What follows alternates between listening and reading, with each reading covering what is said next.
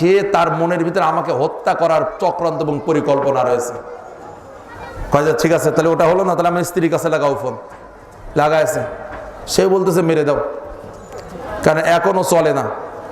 কথা বোঝেন নাই? কয় এখন ও বুড়ো হয়ে গেছে, চলে না, এখন আমার অনেক লোক আছে, ওটা মেরে দাও, 1 কোটি টোটি কিছু না, তুমি মেরে কুটো কুটো করে ফেলো, তাও আমি কিছু কোনো টাকা পয়সা দেবো না। কথা বুঝতে পেরেছেন? তাহলে নেতা কি বুঝলো না যে স্ত্রী কত আপন? তাকে বুঝতে পেরেছে, মানে কোটি টাকার মালিক। এরপরে বলতে তাহলে ছেলের কাছে লাগাও। ছেলেও বলতেছে আমি যা চাই তুমি তো দেও না, সব মালিক হয়ে বসে আছো, তোমার সিগনেচার ছাড়া টাকা ওঠে না, তুমি মরো, তাহলে তো এখন আমি মালিক হয়ে যাবো তোমার টাকা পয়সার। তাহলে এখন লম্বা ঘটনা, এই নেতার কি আর বুঝতে বাকি আছে যে আপন বলে কিছু নাই? কথা বলেন, কথা বলেন। তাহলে আপনি যে আত্মসাৎ করে, চুরি করে, ডাকাতি করে, মানুষের ফাইল আটকিয়ে, মানুষের উপরে জুলুম করে সম্পদের লক্ষ লক্ষ টাকার পাহাড় গড়তেছেন, মানুষের বদ্দুয়ার উপরে, অভিশাপের উপরে, মানুষের রক্তের উপরে আপনি সম্পদের পাহাড় গড়তেছেন। আমার প্রশ্ন হলো এটা কার জন্য করতেছেন? কথা বলুন। আপনি এবার নামাজ পড়তেছেন, আপনি এবার রোজা রাখতেছেন, আপনি এবার ইফতারি দিচ্ছেন মানুষকে, আপনি এবার মানুষকে খাওয়াচ্ছেন, হুজুরকে দাওয়াত করে দোয়া নিচ্ছেন, কেন? আপনার তো আর এক জায়গায় মহা ভুল রয়েছে। কথা বলেন না কেন? বিশ্বনবী বললেন সাহাবীদেরকে, তোমরা কি জানো আখিরাতের ময়দানে সবচেয়ে নিঃস্ব হবে কারা? আল্লাহ নবী, যার কাছে কোনো সম্পদ থাকবে না, কিছু থাকবে না, নেকি থাকবে না, সেই হলো নিঃস্ব হবে আখিরাতের ময়দানে। অথবা দুনিয়াতে যার কিছু নেই সেই হলো সবচেয়ে নিঃস্ব। নবীজি বললেন আসলে তা নয়, নিঃস্ব হলো সেই প্রকৃত নিঃস্ব যে অঢেল নেকি নিয়ে আল্লাহর দরবারে উঠবে, কিন্তু মানুষের হক নষ্ট করেছে। কি করেছে বলেন?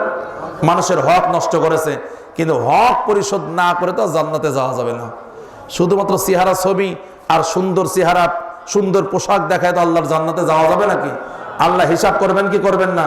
এ ভাই, আমাদের হাজারো দিবসের কথা মনে থাকে, জন্ম দিবস, মৃত্যু দিবস, ভালোবাসা দিবস, নানান দিবসের কথা মনে থাকে, কিন্তু বিচার দিবসের কথা আমরা ভুলে যাই। কথা বলেন না কেন? অনেক দিবস আমরা পালন করি, আমাদের মনে থাকে, কিন্তু আসল দিবসের কথা ভুলে যায়। আছে না নাই? কথা বলবো। বিচার দিবসের কথা যদি মনে থাকে, তাহলে মানুষ এইভাবে বেপরোয়া জীবন যাপন করতে পারে না, অন্যের উপরে জুলুম করতে পারে না, অন্যের সম্পদ লুণ্ঠন করতে পারে না। নবীজি বলেন ওই বড় অনেক নেকিওয়ালা মানুষ যার নেকি দেখে হাসরের ময়দানে আফসোস করবে, মানে এরকম ভাবে মনে করবে, ওহ, এই লোকটার মতো যদি এত নেকির মালিক হতে পারতাম। এরপরে তার নেকি তার পাওনাদারদের দিয়ে পরিশোধ করা হবে, কারণ সেখানে তো টাকা পয়সা নেই। আছে? আছে কি নেকি আর বদি? নেকি সব বিতরণ করে দেওয়া হবে, তখনও দিনার শোধ হয়নি। বলবে তাহলে এবার দিনাদারদের পাপ নাও। যে লোকটার নেকি দেখে হাসরের ময়দানের লোকজনেরা আফসোস করতো যে এরকম নেকির মালিক হতাম, সেই লোকটার পাপ দেখে হাসরের লোকেরাই তখন আবার ঘৃণা করবে যে এই লোকের মতো নিকৃষ্ট লোক আসলো কোথায়, এত গুনার মালিক সে। এই লোকটা হলো চরম নিঃস্ব হবে। আমার প্রশ্ন, আপনি কার জন্য করতেছেন? আমার এই বক্তব্য আপনাদের জন্য। একটু বালিশে মাথা দিয়ে আজকে রাতে একটু চিন্তা করে দেখেন, এই অন্যায় পথ অবলম্বন করতেছেন কার জন্য করতেছেন? আপনি যদি রাতে রাত আনেন, গভীর রাত, আপনার প্রাণ প্রিয়া স্ত্রীকে ডেকে বলেন, স্ত্রী রে, যা করতেছি সব তো তোমাদের সুখের জন্য করতেছি।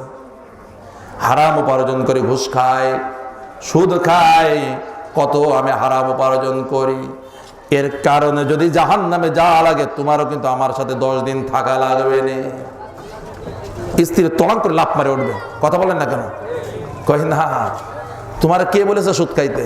কথা বলো, কে বলেছে ঘুষ খাইতে? আমি তো বলি না। এই সুদ ঘুষ টাকা হয়তো তারা ভোগ করতেছে, কিন্তু এর কারণে যে জাহান্নামের শাস্তি আপনার জন্য অপেক্ষা করতেছে, তার এক বিন্দু আপনার স্ত্রী ভোগ করতে। আপনি ডাকেন গভীর রাতে, ছেলেকে ডাকেন, ঘুমাতে উঠান, বলেন বাবা, ও সন্তান শোনো, কলিজার টুকরা সন্তান, এই যে 10 তলার বিল্ডিং, এটা তো আমি তোমার জন্যই করেছি, আমি তো যাবো চলে কয়েকদিন পরে। এত ব্যাংক ব্যালেন্স, এত গাড়ি বাড়ি, এত এসি গাড়ি, এত কিছু, সব কিছু তোমার জন্য। তুমি যদি আমি জাহান্নামে চলে যাই, তা আমার সাথে মাসখানেক জাহান্নামে থাকা লাগবে না। ওই সন্তান যদি জাহান্নামের আগুনের শাস্তি বোঝে, পশ্চিম কালেও আপনার সাথে জাহান্নামে থাকতে রাজি হবে না। যারা বলেন ঠিক কিনা? তাহলে আপনার স্ত্রী রাজি হলো না, আপনার সন্তান রাজি হলো না জাহান্নামে যাওয়ার জন্য, আমার প্রশ্ন, আপনি কেন এত আহাম্মক হবেন ওই স্ত্রী আর সন্তানের জন্য হারাম পথে উপার্জন করে তাদের জন্য সম্পদের অঢেল সম্পদের মালিকানা রেখে আপনি কবরে চলে যাবেন? তার কারণটা কি? এতটা আহাম্মক হওয়া যাবে না। আপনি ভরণ পোষণ করবেন পরিবারের জন্য, তবে অবৈধ পন্থায় নয়। আপনি বুদ্ধিমান হলে হালাল পন্থায় উপার্জন করবেন। ঠিক কিনা জোরে বলুন বন্ধুরা আমার। এই জন্য আল্লাহ তাআলা বলেন, ইয়া আইয়ুহাল্লাযীনা আমানু লা তাকুলু আমওয়ালাকুম বিল বাতিল। ও মুমিনেরা যারা ঈমানের দাবি করো, অন্যায়ভাবে অবৈধভাবে অন্যের সম্পদ তোমরা ভোগ দখল করে নিও না। আমাদের সম্পদে, আমাদের সমাজে ভোগ দখল করার লোক কি আছে না নাই? কথা বলেন। তাদের সামনে কেউ কথা বলে না, পাওয়ারের কারণে, শক্তির কারণে, ক্ষমতার কারণে। ওরা মনে করে না না আমাদের লোকজন কত ভালোবাসে। মোটেও নয়, মোটেও ভালোবাসে না। কথা বলেন আপনারা, মোটেও ভালোবাসে না। যাদের উপর জুলুম করা হয়, যারা মাজলুম হয়, এরা কখনো জালেমকে ভালোবাসতে পারে না। এরা হয়তো সাময়িকভাবে ক্ষতি থেকে বাঁচার কারণে আপনার সামনে কিছু বলে না, কিন্তু তাদের মনের থেকে বদদুয়া করা লাগে না, বদদুয়া এমনিতেই হতে থাকে। কথা বলেন ভাই, কথা বলেন। আল্লাহ তাআলা বলেন, তোমার সম্পদ নয়, তবে অন্যটা যদি খেতে চাও পন্থা একটা খোলা আছে। ইল্লা আতাকুনা তিজারাতান আও তারাদিম মিনকুম। উভয়ের সম্মতিতে যদি ব্যবসা হয়, লেনদেন হয়, তাহলে একে অপরের সম্পদ এভাবে তোমরা বৈধ পন্থায় ভোগ করতে পারবে। আর একজনের গাছের কাঁঠাল আমরা খাই না? কি করে খাই? কিনে খাই।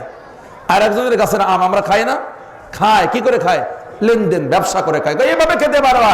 তবে অন্যায় অবৈধভাবে জবরদখল করে, চুরি করে, ছিনতাই করে এভাবে একে অপরের সম্পদ খাওয়া, জোরে বলেন, খাওয়া যাবে না। আমাদের সমাজে চড়া সুদখোর কি আছে না নাই? কথা বলেন। 1300 লাগায়। কত? 1300।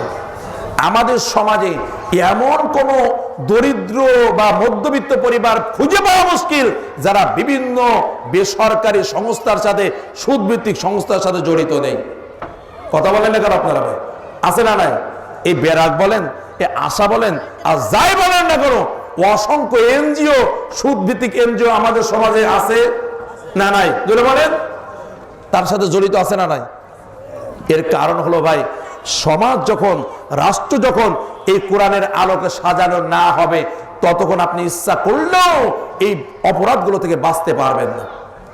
কথা বলেন, কথা বলেন। আর এই সুযোগে অনেক চলাদারের সুদখোর আছে, তারা 1300 লাগাই দেয়, তা আবার 1 সপ্তাহ মেয়াদ। কত? কথা বলেন। কয় হাজারে কত? 300। এরপরে এইভাবে তারা এই দরে সুদের টাকা লাগিয়ে দেয়। আল্লাহ বলেন, এরপরেও আবার ওরা কিন্তু জান্নাতে যেতে চায়। কথা বলেন, একটু কথা বলেন। আল্লাহ তাআলা বলেন, শোনো, না না, এইভাবে জান্নাতে যাওয়া যায় না। সুদের সাথে লেনদেন করা এর মানে হলো, আমি আল্লাহ বলে দিলাম, তুমি আমার বান্দা নও, তুমি তো আমার সাথে যুদ্ধ করার জন্য লিপ্ত হয়ে গেছো। আল্লাহ তাআলা বলেন, ফাইন লাম তাফআলু ফাআযানু বিহারবিম মিনাল্লাহি ওয়া রাসূলিহি। এরপরও যদি আমার বিধান মেনে সুদকে ছেড়ে না দাও, সুদের সাথে লেনদেন করো, বান্দারে, তাহলে শোনো, আমি আল্লাহ রসুলের সাথে যুদ্ধ করার জন্য প্রস্তুতি গ্রহণ করো। আল্লাহর সাথে যুদ্ধ করে জান্নাতে যাওয়া যাবে না ভাই? কথা বলেন, যাওয়া যাবে? আল্লাহ বলেন, সুদ খাওয়ার মানে হলো আমি আল্লাহর, আমার রসুলের সাথে যুদ্ধ ঘোষণা করা। আল্লাহ এবং তার রসুলের সাথে যুদ্ধ ঘোষণা করে জান্নাতে যাওয়ার কোন রাস্তা খুলে পাওয়া যাবে না, খোলা পাওয়া যাবে না। ঠিক কিনা জোরে বলুন ভাইয়ের আমার। আমার কথা আপনারা বুঝতে পারতেছেন তো কি না পারেন না? একটু কষ্ট হচ্ছে না আপনাদের? কিন্তু হলেও তো কিছু করা যাবে না। আমরা যারা একটু কোরআনের জ্ঞান আল্লাহ দান করেছেন, ইলম দান করেছেন, তারা তো চায় আমরা নিজেরা সহ জাতি যেন এই অপরাধ থেকে বেঁচে যায়, নাজাত পেয়ে যায়। ঠিক না জোরে বলুন বন্ধুগণ আমার। আল্লাহ তাআলা আরো বলেন, শোনো পৃথিবীর মানুষ, ওয়াহাল্লাল্লাহুল বাই'a ওয়া হারামার রিবা। আমি ব্যবসাকে হালাল বা বৈধ করেছি, আর সুদ কে করেছে তোমাদের জন্য হারাম বা নিষিদ্ধ। এখন যারা ব্যবসাকে পরিত্যাগ করে সুদের মাধ্যমে জীবন যাপন করে, ওরা কি এখন আর বান্দা আছে না এখন মালিক হয়ে গেছে? মালিক হয়ে গেছে, এখন তো আর বান্দা নেই। আর বান্দা না হলে আল্লাহর জান্নাতে যাওয়া, মনে আছে তো আপনাদের কথা? আল্লাহর বান্দা না হয়ে কেউ জান্নাতে যেতে পারবে না। আগে বান্দা হতে হবে, দাস হতে হবে, গোলাম হতে হবে, তারপরে জান্নাত। ও ভাই, আমাদের সমাজে চুরি থাকলো, আমাদের সমাজে হারাম উপার্জন আত্মসাৎ থাকলো, মালে ভেজাল দেওয়া লোক আছে না নাই? আবার এই যে ব্যবসার মৌসুম চলে আসতেছে খুব তাড়াতাড়ি, কবে মাহে রমজান আসতেছে না? আমাদের এখন আর মাহে রমজান লাগতেছে না, আমাদের 12 মাসে মাহে রমজান হয়ে গেছে। এখন যে কায়দায় পণ্য দ্রব্যের দাম বাড়তেছে তখন কি 12 মাসে মাহে রমজান, এরপর আবার মাহে রমজান, তাহলে তো আরো মারাত্মক হয়ে যাবে। কথা বলেন না কেন আপনারা? এমনি তো না বিশ্বাস, এরপরে মাহে রমজান আসলে আরো বাড়বে। এরকম সিন্ডিকেট করে, এরকম ভাবে